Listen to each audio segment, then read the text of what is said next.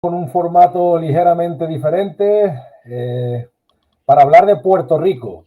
Puerto Rico como provincia ultramarina española, como provincia autónoma, escarbando desde sus orígenes históricos hasta ir pergeñando un futuro político, habida cuenta de la situación en la que nos encontramos propios y extraños.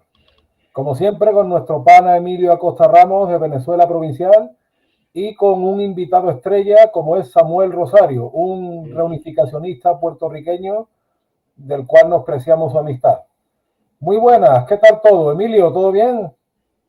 Hola Antonio, bueno, un placer estar una vez más en tu canal de YouTube, Antonio Moreno Ruiz, y encantadísimo de compartir también con Samuel, que es del movimiento reunificacionista de Puerto Rico, la isla del encanto, y como bien dices, hoy vamos a hablar sobre la historia de esta hermosa isla y también sobre su situación actual política, ¿no? Y todo este movimiento que hay de reunificación en torno a los puertorriqueños con su madre patria que es España. Un saludo, Samuel.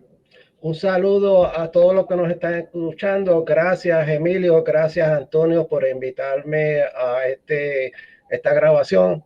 Y estamos aquí para hablar de la historia de Puerto Rico y de todo lo que tenga que ver con la reunificación con España. Y es un tema muy interesante y espero que lo disfruten todos los que nos están viendo. Correcto, pues hablando de los orígenes históricos, Puerto Rico es un caso muy especial porque es de los primeros territorios de las Antillas que se incorpora a la monarquía hispánica, de los que más tiempo pertenece, hasta 1898, su vinculación directa con España, y porque vemos cómo desde fuera se ha intentado desgajar a Puerto Rico de España sin éxito. A mí se me ocurre, por ejemplo, finales del siglo XVIII, con un intento de invasión inglesa, y luego el famoso Grito de Lares, que yo creo que ha sido magnificado como una especie de revuelta independentista popular. Nuestro amigo Emilio siempre ha sido muy crítico con esa versión oficial, ¿no?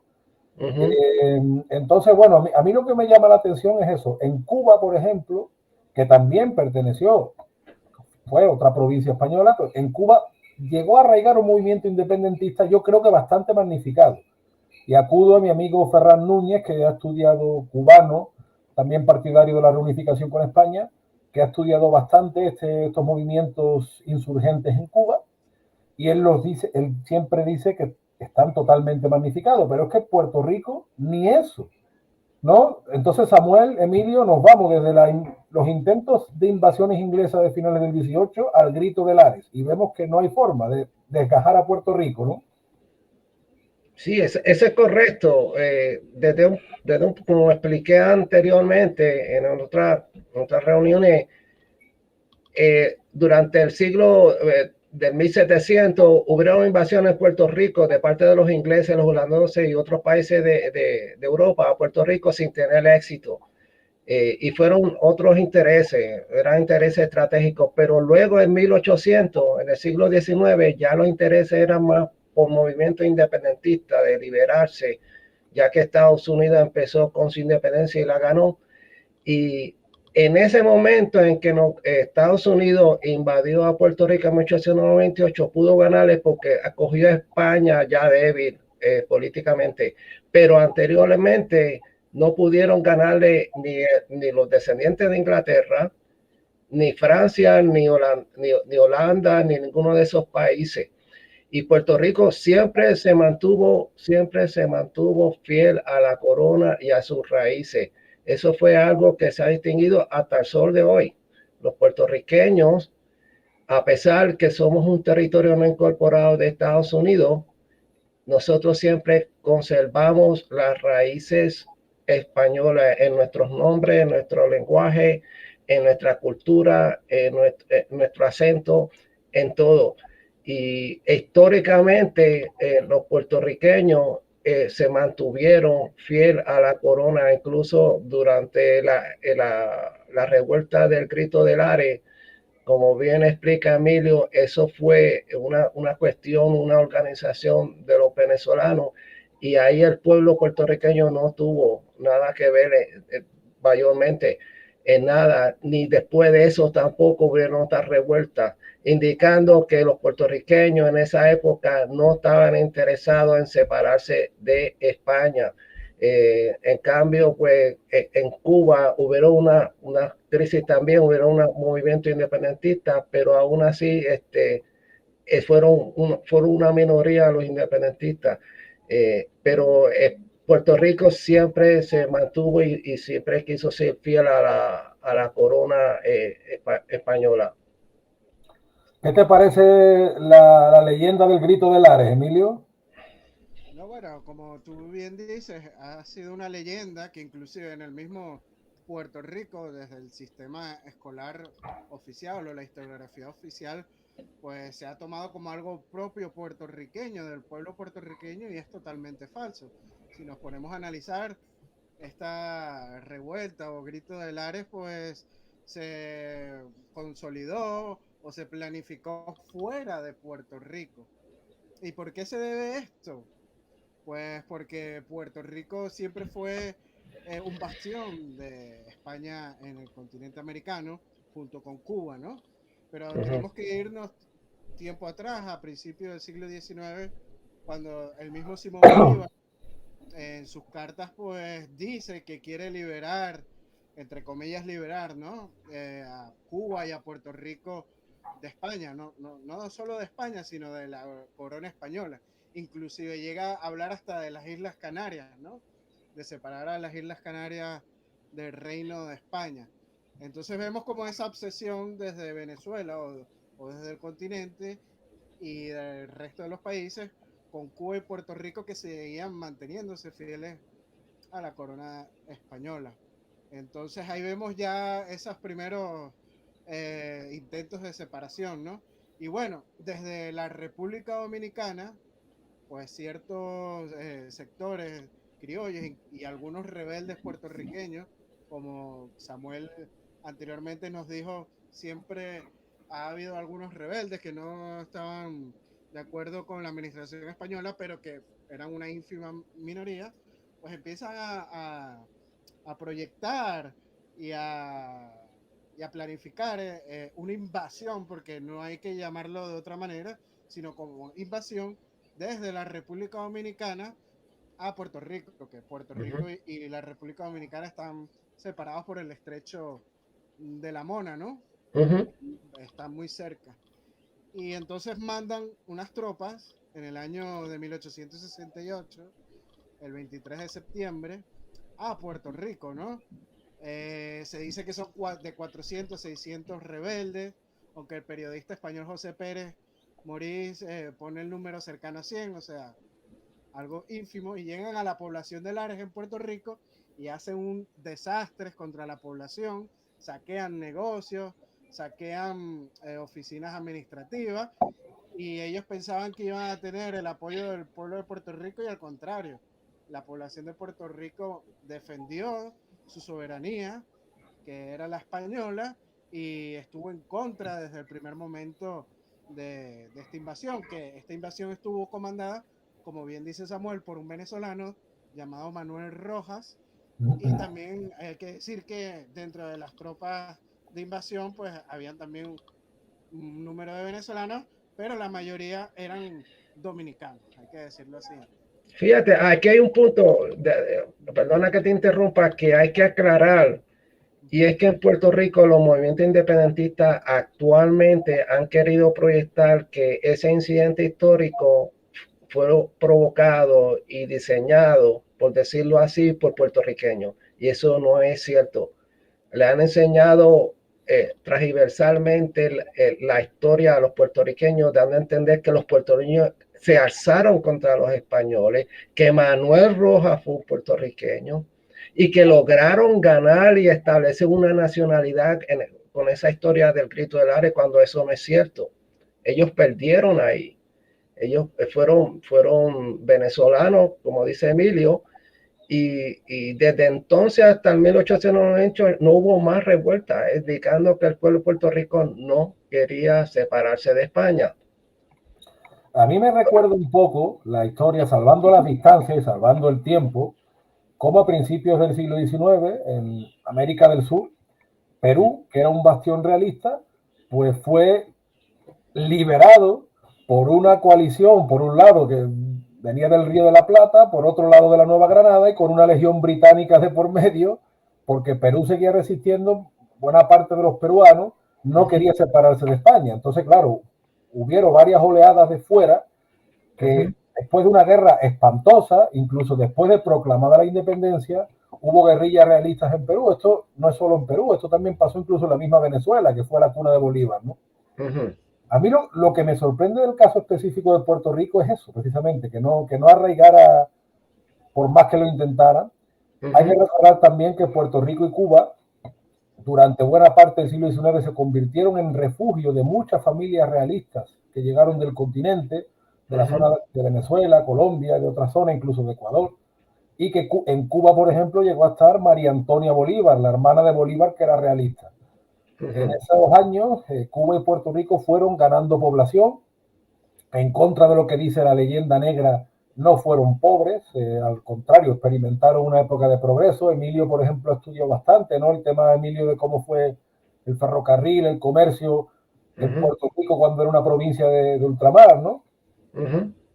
Sí, es así. Pues Puerto Rico tuvo tranvía mucho antes que la ciudad de Caracas y era eléctrico, algo que en Nueva York ni siquiera en la época existía, porque era a gas. Hay que decir que cuando Estados Unidos invade a la Isla del Encanto, ya Puerto Rico pues era una provincia autónoma, fue la primera provincia autónoma de España, mucho antes que Canarias, que Extremadura, que Andalucía, todo este sistema de comunidades autónomas que hoy rigen el Reino de España, ¿no?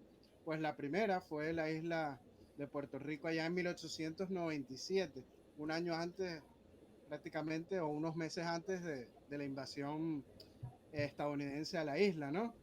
Y que inclusive cuando los estadounidenses invadieron a la isla de Puerto Rico en ese mismo año que nombré antes, 1897, ya España administrativamente ya había hecho algunas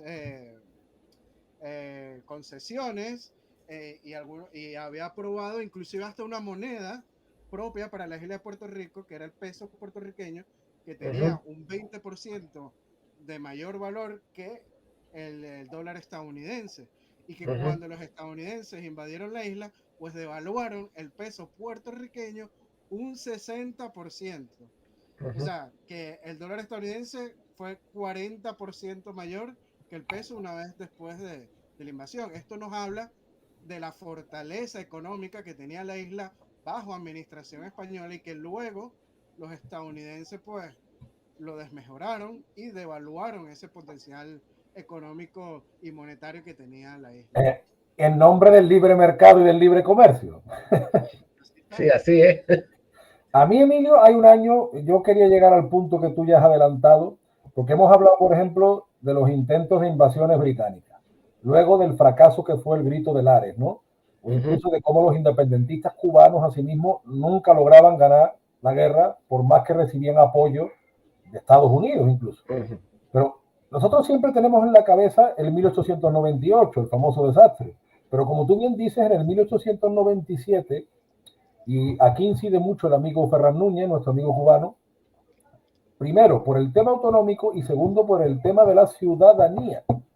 Claro, porque cuando nosotros hablamos de 1898, todos pensamos en eso, en el acorazado Maine, en el desastre, pero no pensamos en que se quedaron en el limbo miles y miles de ciudadanos españoles de Cuba y Puerto Rico, cuya situación política pues quedó ahí en tierra de nadie.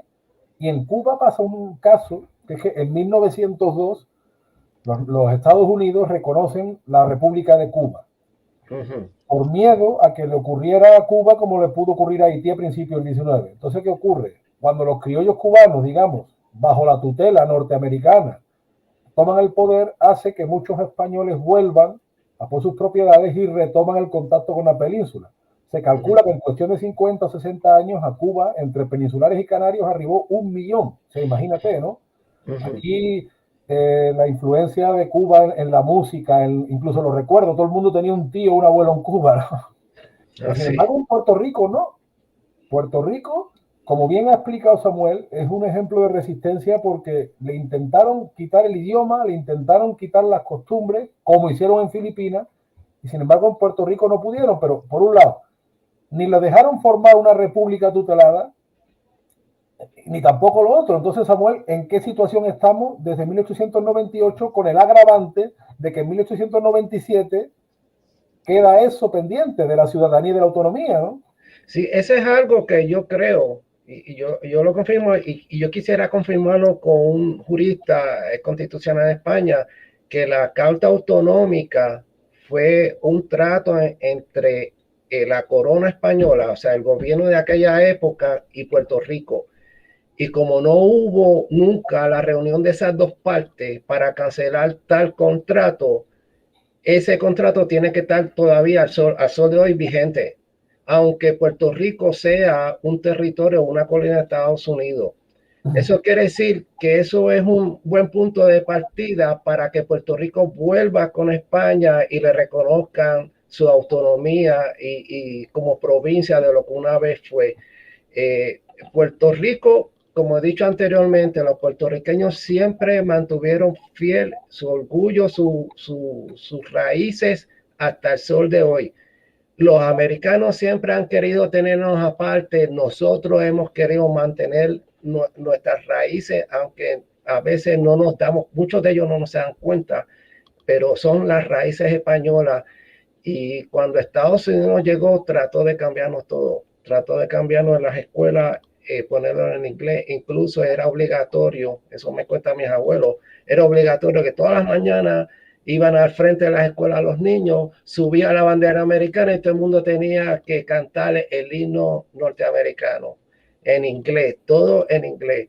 Y me cuentan también las maestras de esa época que venían los supervisores que eran americanos a supervisar si te estaban dando las clases en inglés, y cuando ellos se iban, la maestra le decía, vamos ahora a hablar español, no se preocupen, niños. Claro, entrañable. ¿Sabe? Esa era la realidad de esa época. Trataron de cambiar un pueblo de la noche a la mañana y convertirlo en algo que no eran sus raíces, y es algo que no entendieron los norteamericanos. Y algo fue difícil que pasaron nuestros abuelos y nuestros padres en esa época. Claro, porque como estamos hablando, Cuba, ellos le vieron las orejas al lobo y hasta, bueno, hasta el año 59 Cuba fue otra historia, pero Puerto Rico, sin embargo, se empecinaron en lo imposible. Y yo le di muchas vueltas a la cabeza entre 1897 y 1898, porque por encima del desastre, a mí me quedan dudas primero, y estas dudas están basadas en algunos historiadores como Carlos Canales, sobre si Estados Unidos, aunque era una potencia emergente, pudiera haber mantenido una guerra duradera de tierra adentro en las islas. Era una marina muy potente. Ahora, enfrentarte a un ejército organizado y seguramente Puerto Rico, que hubiera actuado como un solo hombre, igual que actuó contra los británicos, y segundo, que en Cuba la causa independentista que tenía la guerra perdida hubiera sufrido un enorme descrédito, porque hicieron muchos destrozos en la isla. Entonces, yo lo que veo entre 1897 y 1898, primero, en España, en la España peninsular, hay una voluntad de conceder la autonomía. Grupos políticos diferentes, como el conservador Antonio Maura, los tradicionalistas, incluso gente de izquierda, bueno, había un amplio consenso. ¿Por qué se tarda tanto en actuar? ¿Y por qué en ese 1898, como yo digo, por ejemplo, el mismo Fidel Castro nunca se explicó la maniobra absurda que le mandaron a hacer al almirante Cervera en Cuba? Hay quien habla de conspiración, de que aquello fue una entrega pactada, como pudo ser la batalla de Ayacucho en Perú, donde ya el resultado se sabía, o incluso lo que le pasó a los mexicanos, la naciente nación mexicana, muchos ya habían pactado con Estados Unidos y mandaron a los soldados a morir. O sea, entonces, a mí, yo lo hablo mucho con Emilio, contigo ahora, Samuel. Ese año para mí es clave, primero, porque tiene que haber un trabajo, no solo de historiadores, sino de juristas, como tú bien dices. Oye, la nacionalidad, la Carta Autonómica, qué tan legal, qué tan ilegal fue lo del Tratado de París, pero ¿por qué? Yo no veo que hubiera una voluntad política. Yo sé que España era un país que venía de muchas debilidades políticas, porque el siglo XIX, como dicen los argentinos, fue un quilombo, Es decir, el Estado español del 19 no fue muy distinto de la República Hispanoamericana. Pero que mis dudas son esas. ¿Se pudo hacer más? ¿Por qué se dejó en el limbo? No sé, tengo yo mucho, no sé cómo lo verán ustedes. Emilio. Sí, bueno, yo creo que se tardó bastante en reaccionar la administración española por los problemas internos. Hay que ver, como bien dices tú, o sea, el siglo XIX español fue desastroso. Tuvieron las guerras carlistas, la Primera República, después vino la restauración de la monarquía con Amadeo I, después la restauración borbónica. España tenía muchos problemas internos. Y hay que decir que las Antillas españolas, Puerto Rico y Cuba, pues no tenían ningún tipo de problema eh, social, por decirlo de alguna manera. En Cuba sí había un levantamiento independentista, pero hay que decir que no fue la mayoría del pueblo cubano. Eh, Más que todo al oriente de Cuba fue que se dieron estos movimientos. No fue apoyado por la mayoría de la población, casi siempre por las élites, hay que llamarlo así. Cuando digo élites, hablo de los criollos acaudalados con grandes haciendas, pues estaban descontentos sobre todo porque cuando Alfonso XII abolió la esclavitud en Cuba y en Puerto Rico, ¿no? Y entonces empezaron a haber estos levantamientos de descontentos contra la administración española, y España pues tuvo miedo de que Puerto Rico se contagiara de lo que estaba sucediendo en Cuba, y es por eso que en ese momento es que reaccionan, y bueno, para mantener contentas a las élites, pues le da la autonomía a Puerto Rico, pero el pueblo puertorriqueño siempre fue fiel y siempre, inclusive cuando la invasión estadounidense resistió los embistes de la Armada y del ejército americano, como Correcto. bien contó Samuel anteriormente, trataron de entrar por la bahía de San Juan, fueron repelidos, tuvieron que entrar por el sur de la isla, y bueno, el momento en que España firmó el Tratado de París, Puerto Rico no había sido conquistado por los Estados Unidos. Inclusive cuando se retiró España de Puerto Rico, que se retira el capitán general o el gobernador de Puerto Rico, mejor dicho, el palacio de gobierno estaba el gobernador español, y hay una anécdota de un reloj que él dijo, bueno, vamos a parar el reloj y a indicar la hora en que Puerto Rico dejó de ser de España, ¿no?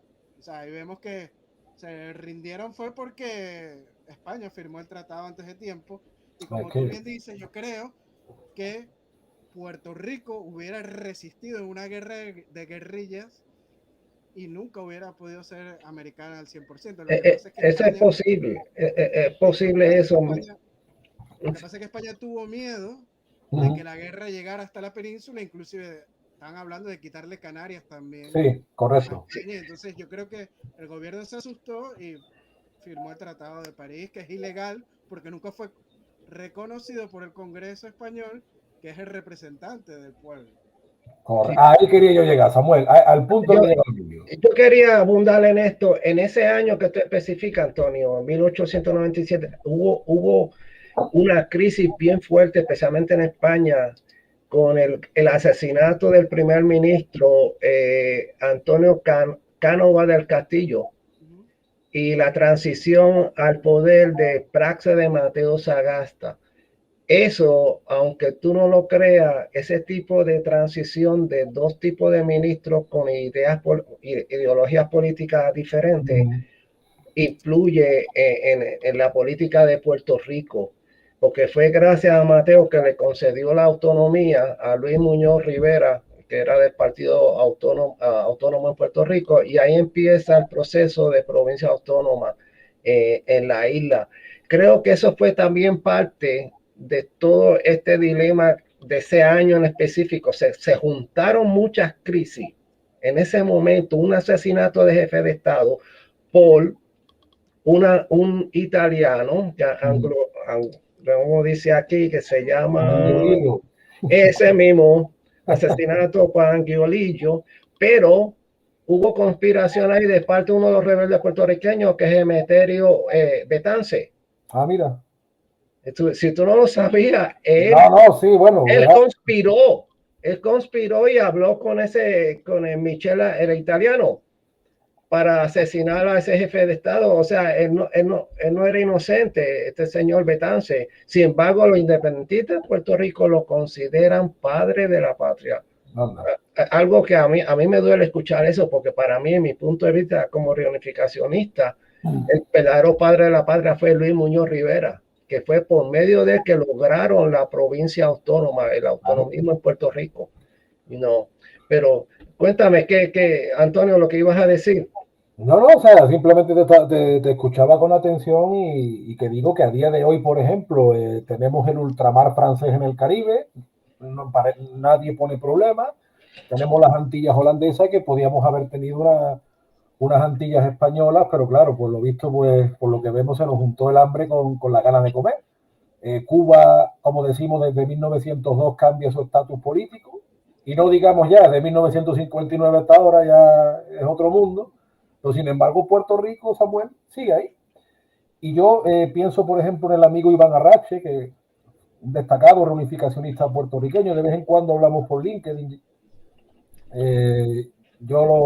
Hace años nos tratábamos más, pero bueno, tú sabes, las circunstancias.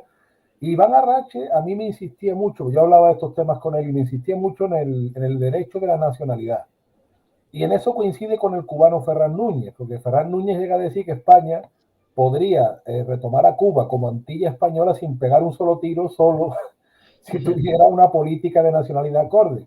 Que uno de los grandes problemas del Estado español es que tiene una política totalmente errática, porque como tú muy bien has descrito, muchas veces los intereses ideológicos, las divisiones ideológicas están por encima del interés de la patria. Y eso nos ha jugado muy malas pasadas.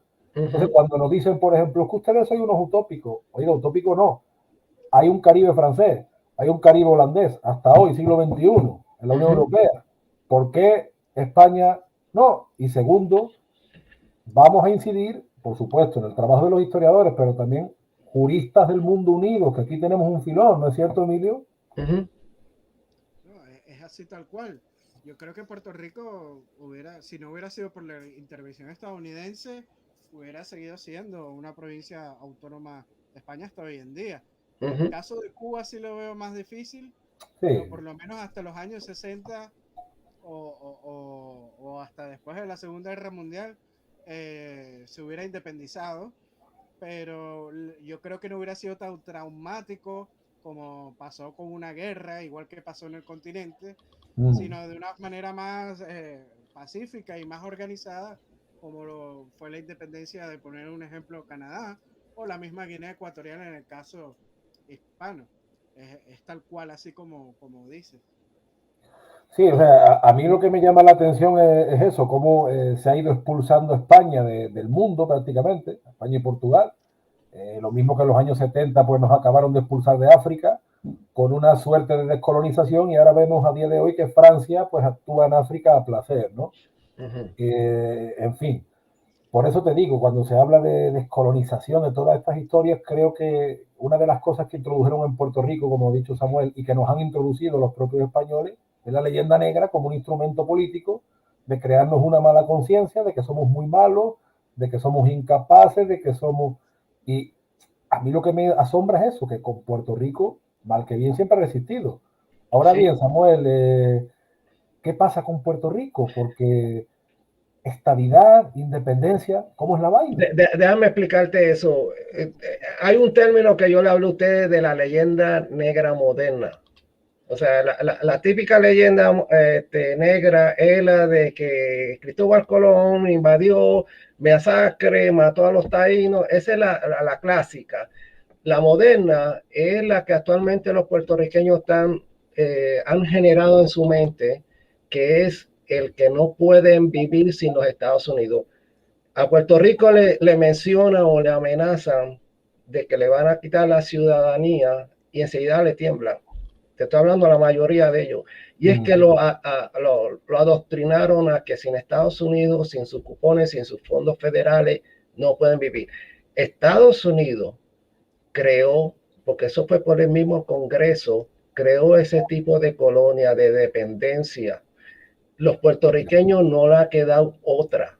Muchos acusan a los puertorriqueños que somos mantenidos, pero es que no ha habido otra. Así de sencillo. Si a ti te acorralan. Perdona que te interrumpa, yo es lo que digo siempre, hasta 1898 el boricua no emigraba, al contrario, Puerto Rico acogía emigración, cambia el paradigma justo con Estados Unidos. Sí, eso es así, pero la cosa ha cambiado porque Estados Unidos ha mantenido en un bajo perfil, y es algo típico de la nación norteamericana, mantener bajo perfil a los que ellos consideran inferiores para que no se rebelen. Mantenerlos ahí callados, estás feliz, te doy cupones, te doy comidita, te dejo que ahí, mientras yo saqueo el territorio tuyo, me hago rico. ¿Qué es lo que está pasando hoy en día con los supuestos grandes intereses? Entonces, la nueva leyenda moderna, leyenda negra, es esa la que abunda en Puerto Rico, en combinación con la leyenda negra típica o clásica, que es de la historia antes de la invasión.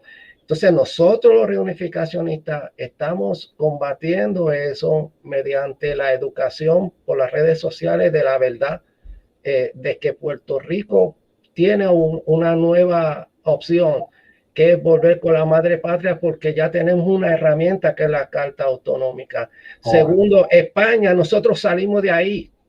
Yo lo digo siempre, nosotros no emergimos del mal, así como muchos quieren dar a entender que los puertorriqueños. Hay gente que dice, cuando llegó Cristóbal Colón nos invadió a nosotros, pero ¿cómo que con nosotros? Los puertorriqueños no existían cuando llegó Cristóbal Colón, existían taínos.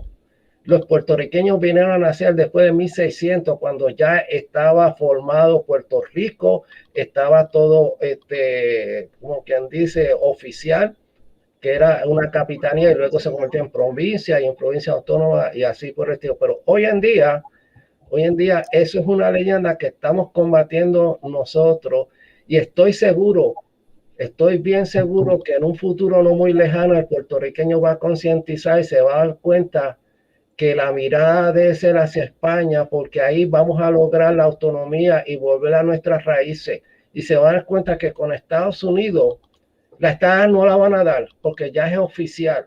Ya mandaron una carta el año pasado el secretario de Justicia diciendo que invalidó el plebiscito del 2020 porque le encontró unas cuantas irregularidades acorde a la Constitución de Estados Unidos, y que de una vez le dice al pueblo de Puerto Rico que el Congreso solamente va a reconocer dos estatus a escoger: la independencia o quedarse como está. Ya no lo dijeron de una, la estadidad no va a ir, así que olvídense de eso, de quedarse con Estados Unidos. O se quedan como colonia, que es lo que estamos ahora, o nos hacemos independencia. Y este es el momento que nosotros los reunificacionistas tenemos que entrar y enseñarle al pueblo de Puerto Rico: mira, hay otra opción, vamos a volver con nuestras raíces. Hay otra opción. Y como decíamos antes, que con Francia y con Holanda, y no digamos con los británicos, que tienen no sé cuántos enclaves en medio mundo, oye, y no les va mal. Y no les va mal. Lo que tú decías de esa demás dicotomía, porque nos quedamos con Estados Unidos, porque si no, pero bueno, con Estados Unidos, Samuel, ¿realmente Puerto Rico está tan bien? Es decir, ¿Puerto Rico tiene libre comercio? No tiene nada de eso, está regulado por la ley de cabotaje. O sea, eso significa que Don Chencho, vamos a llamarlo así, al típico puertorriqueño que pone un negocito pequeño allá en Puerto Rico, necesita comprar mercancía y traerla por barco a los Estados Unidos, no va a poder hacerlo porque es obligado usar la María Mercante de bandera norteamericana.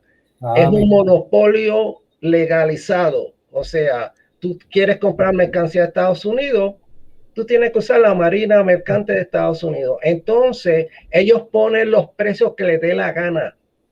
¿Y qué pasa? Don Chencho y Doña Chencha, que tienen un kiosquito ahí en Puerto Rico, que están vendiendo cosas, no pueden prosperar.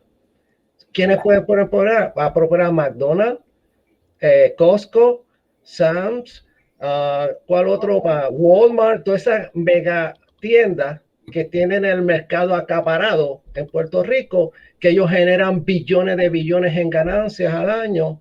ellos pueden pagar la Marina Mercante de Estados Unidos, pero don Chencho y doña Chencha no pueden, y por eso es que la economía local en Puerto Rico no progresa. No progresa. Está diseñada para que las empresas norteamericanas sean las que progresen, pero no las locales.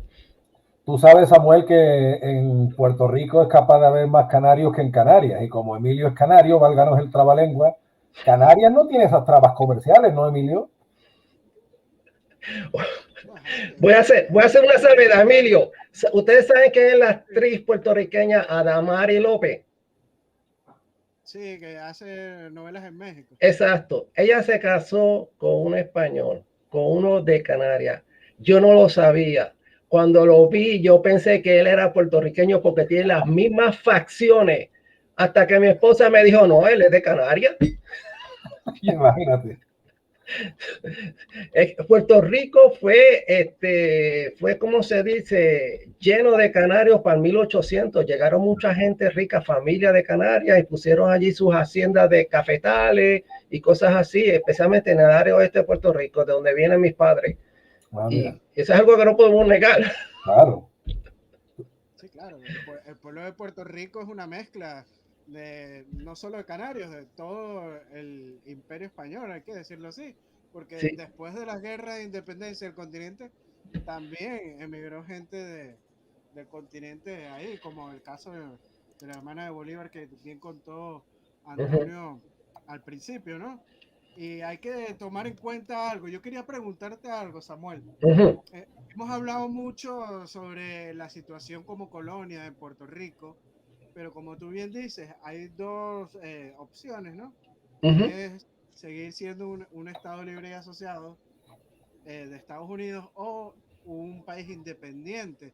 Pero yo la parte de independiente no la veo muy clara, muy buena, por decirlo de alguna manera, porque vemos los ejemplos de Dominicana al lado. Una vez un señor que tenía un velero me contó, ¿no? De que viajó por el Caribe y entonces cuando llegaba a una isla te das cuenta si era independiente o pertenecía a un país tercero, por llamarlo de alguna manera, porque era un desorden o había delincuencia. Si llegabas a una que estaba bajo administración, no sé, holandesa, inglesa, francesa, pues era organizado y más desarrollado. En cambio, a una isla independiente, pues había pues un montón de desorden, ¿no? Y era muy peligroso inclusive, ¿no? Tenemos el caso de la isla de Trinidad y Tobago que te asaltan apenas bajas Sí, lo que pasa, mira, yo tengo mi teoría con referencia a la independencia. La independencia en teoría es digna. O sea, hay países que quieren pues valerse por sí mismos y eso se respeta. Ahora, primeramente los puertorriqueños nunca han querido la independencia, siempre han querido estar con sus raíces. Hoy en día mi teoría es que una independencia irse por sí solo no es factible ni es aconsejable y es debido a que los seres humanos están degenerándose. O sea, está hablando todo el planeta Tierra. Sí. Lo malo es bueno y lo bueno es malo. Los valores se están perdiendo. ¿Qué pasa? Cuando el ser humano está degenerándose, crea más problemas que antes. Y eso va a pasar que Puerto Rico, una isla pequeña de 3.4 millones, tenga que resolverse sus propios problemas solito.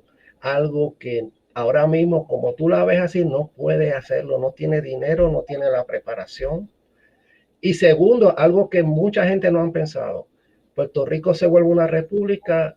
¿Qué garantía hay que no venga otro país más poderoso y lo vuelva a invadir?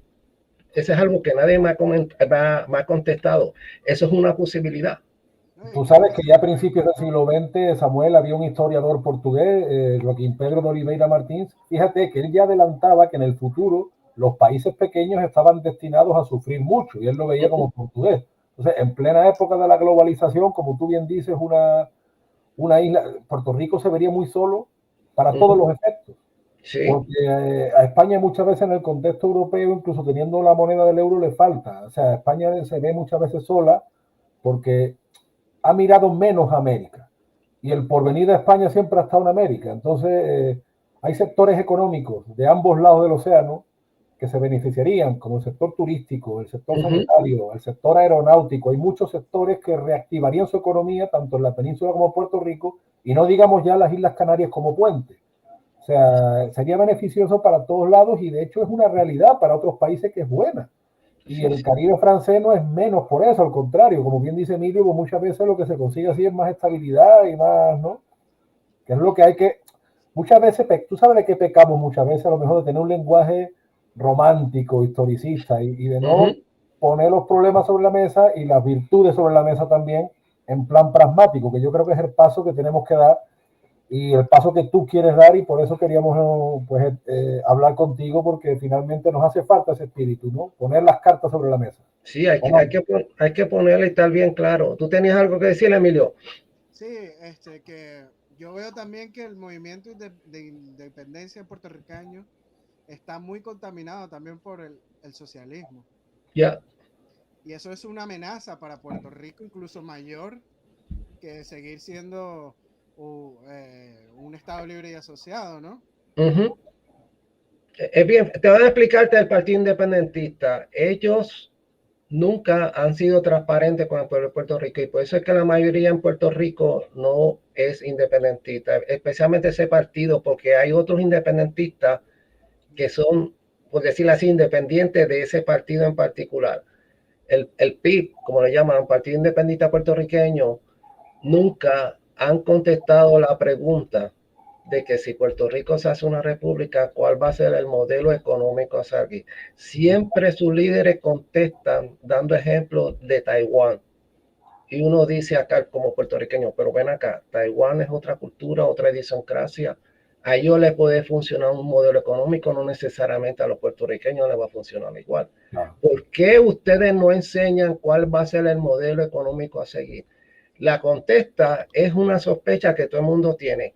Los líderes independentistas se han retratado con Maduro, con Fidel Castro, con todos los líderes comunistas de Cuba, de Venezuela, de Nicaragua y de otros países, y haciendo crear la sospecha de que ellos, si gana la independencia, van a meter un socialismo y un comunismo a Puerto Rico, algo que la mayoría de los puertorriqueños no quieren, siempre han rechazado. Y si empezamos así, lo que mal empieza, mal acaba, ¿eh? Yo creo que es mejor tener los McDonald's y los Walmart que tener que hacer una cola para comprar, bueno, no para comprar, para que te regalen un pan. Como sucede mucho en Venezuela. Nosotros no vamos a hacer eso.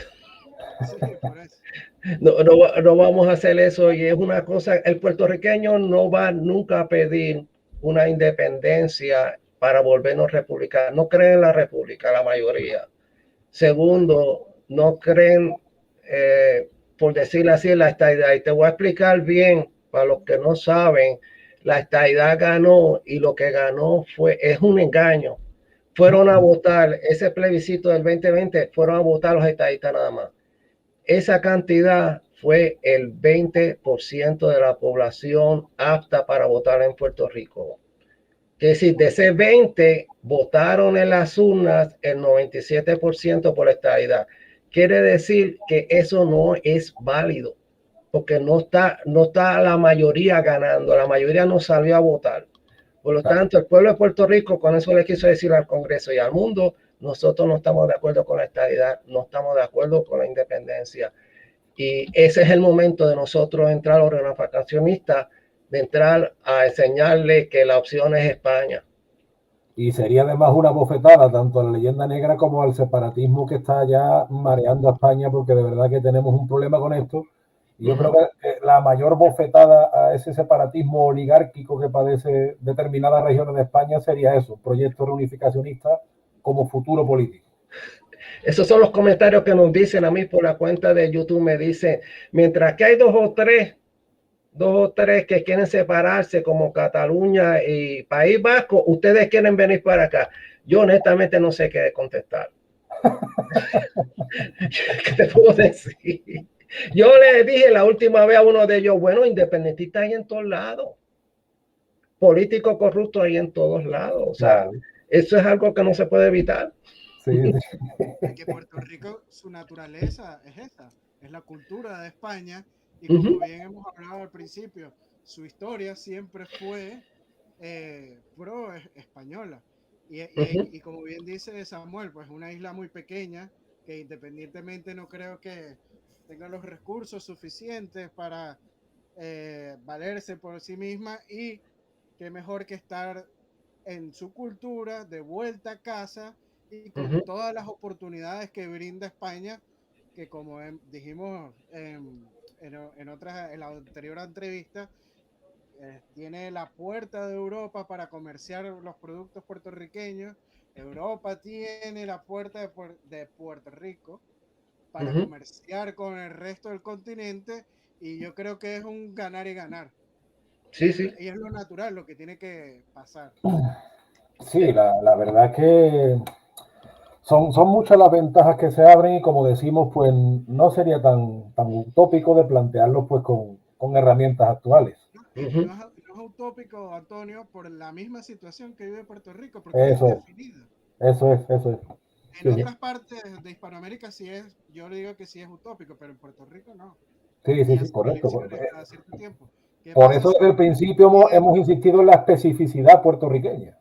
exacto, qué pasa si en las próximas elecciones entra la opción de reunificación con España? Ajá. Que por cierto, creo que ya la llevaron también a la ONU a proponerla, ¿eh? Sí, Lo, fue Entonces, José Nieves Seice. lo que pasa es que él fue allá a quejarse. Él fue de una manera formal a quejarse del el colonialismo. Yo consulté esto con un abogado que se llama el doctor Nelson Rochet, y él me explicó que ya las Naciones Unidas saben lo que está pasando, pero a estas alturas Estados Unidos no le hace caso a los mandatos de las Naciones Unidas. Incluso no es el caso de Puerto Rico. Hay otros casos como el caso de Israel con los palestinos y otros países que están en ciertos dilemas, el que Sáhara los países Occidental. no están obedeciendo el mandato de las Naciones Es Unidas que como pasaba cuando a principios se fundó. tú sabes también lo que pasa, que estos proyectos muchas veces, y sobre todo a la clase política o lo que va más allá de la clase política, hay que presentarse los hechos. Uh -huh. ¿Por qué te digo esto? Porque a lo mejor hay gente que pensará, coño, esta gente se quiere meter en una guerra con Estados Unidos. No, no, no. Nosotros Uh queremos -huh. hacer las cosas pacíficas, gradual, pero cuando tú llevas esto a las altas instancias, tú tienes que presentarle el trabajo hecho, igual que a los políticos. Ningún político de fuera se va a mojar si no ve un beneficio inmediato. Tú tienes que ir con los deberes hechos, con el trabajo hecho, y por eso yo, Samuel, insisto mucho en el tema jurídico y en el tema de la especificidad puertorriqueña. Sí, Porque hasta que no claro. te vean a ti con el trabajo hecho, lo demás se va a quedar en palabras. Y Sí, es que sí. Las palabras se las lleva el viento. los mismos americanos no quieren a Puerto Rico. Claro. Entonces, si no nos quieren, pues nosotros vamos a donde nos quieran.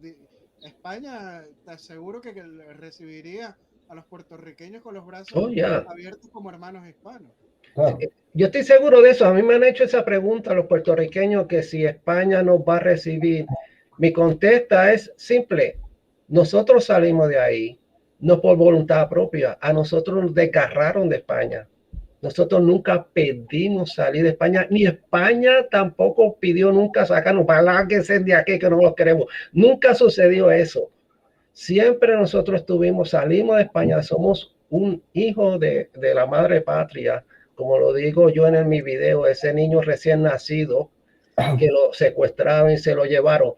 Y Puerto Rico, estoy seguro que si a Puerto Rico se le enseña lo que yo tengo en plan, que enseñar la evidencia de que el Tratado de París es totalmente ilegítimo, que fue firmado bajo coacción por el presidente de aquel entonces, que era el presidente McKinley, el puertorriqueño va a reflexionar y va a pensar, ven acá, Estados Unidos nos está gobernando ilegítimamente desde 1898.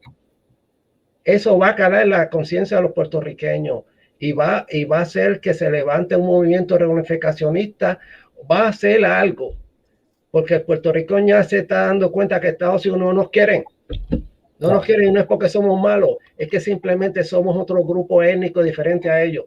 Sí. Esa es la verdad, Antonio y Emilio. Que encaja mucho más con un canario, con un andaluz que con Estados Unidos. Es que es Ya. así. El mismo Trump dijo una vez que le cambiaba a Europa a Puerto Rico por Grecia. O sea, ahí ves el desprecio. Sí, es un desprecio total. Norteamericano. Bueno, pues nada, chicos, la verdad que un placer. Creo que hemos tocado todos los puntos que nos propusimos. No olviden el canal de Emilio, Venezuela Provincial, que está muy activo en todas las redes sociales, Facebook, Instagram, YouTube.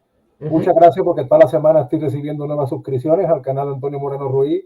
Y Samuel, tu canal, aquí tenemos la referencia, expláyate y que se suscriba todo el mundo al canal de Samuel.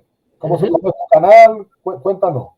Sí, yo le invito a todos los que están viendo este video a que se suscriban tanto el canal de Emilio como el canal nosotros de Puerto Rico, Provincia Autónoma Ultramar de España, que es un grupo en Facebook, pero también tenemos una página que se llama Puerto Rico se reunifica con España y tenemos la cuenta de YouTube con el mismo nombre del grupo, Puerto Rico Provincia Autónoma Ultramar.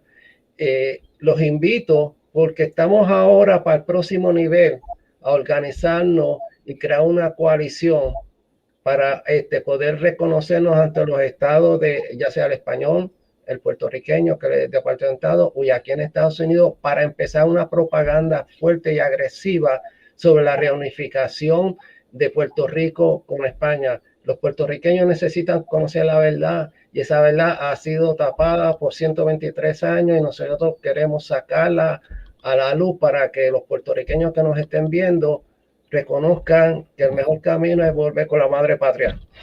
Ya ves tú, Samuel, qué problemas de integración hemos tenido. Un canario, un andaluz, un puertorriqueño, ¿eh? Y somos lo mismo, hombre.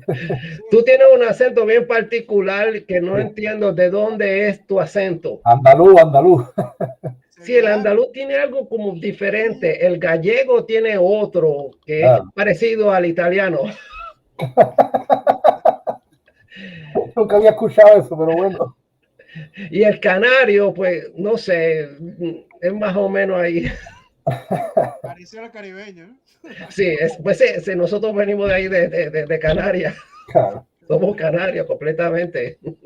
Pues nada, Samuel, Emilio, un fuerte abrazo y hasta la próxima. Pues está bien, voy a darle final a esto. Un saludo a todos y los esperamos en los grupos, en diferentes grupos de Facebook. Saludos a todos.